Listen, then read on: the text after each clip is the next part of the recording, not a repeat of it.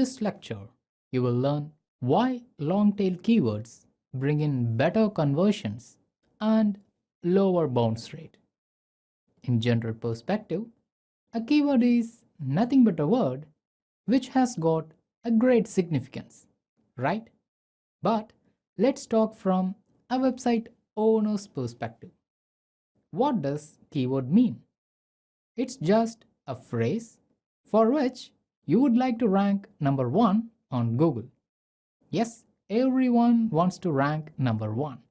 That's why everyone cannot rank number one. It's pretty logical, right?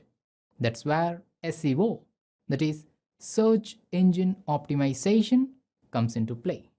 That's where this course excels. Actually, we haven't seen much about what is a keyword. So let's see that from a different perspective now. A keyword doesn't need to be a single word. For example, when a user searches for WordPress themes, he may be expecting a search engine to display various perspectives of WordPress themes, such as what is a WordPress theme, from where he can download it, how he can install it or upload it to his website, or how to design WordPress themes. So, there are multiple things that are covered in this broad keyword WordPress themes. The shorter the keyword, the range will be broader. In other words, shorter keywords are searched tens or 100,000 times per month in Google. Let's move into the next example. WordPress themes for blog. This is somewhat lengthy or long tail keyword, but too specific or narrow in terms of meaning. Because this lengthy keyword tells a search engine that the user needs WordPress themes for blog and not for a portfolio site or some news website or review website or anything like that. Now, let's move into a very long tail or very specific keywords. Free responsive WordPress themes for blog. This is too specific or very narrow in terms of targeting the audience. Can you understand the concept here?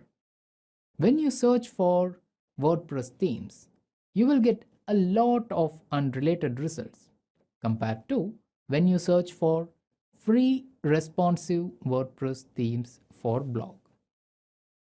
Now, you should have got a question whether you need to target for broad or long tail keywords on your website. Most SEO experts recommend targeting long tail keywords only, and I am no exception. I do recommend the same. Let's assume this scenario. A user who needs ready-made WordPress themes for his blog searches for WordPress themes on Google. On the other hand, you write about how to design WordPress themes.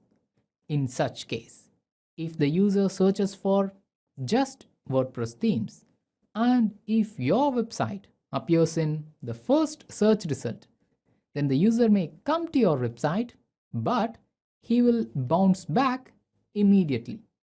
Then he will start to fine-tune his search keyword to a long tail keyword because he needs free responsive WordPress themes for blog to download and use it on his website, whereas you're teaching how to design such themes.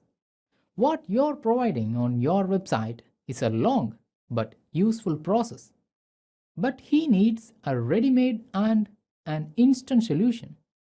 For the term WordPress themes, some XYZ website may appear on the 10th search result, whereas when the user searches for free responsive WordPress themes for blog, that particular XYZ website may come to the first search result.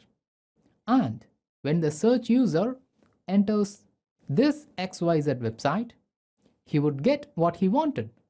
So the bounce rate will be low, and the time spent by the user on this XYZ website will be high. He may get a lot of choices, so he may look into multiple themes on the site and download the one which he likes at last.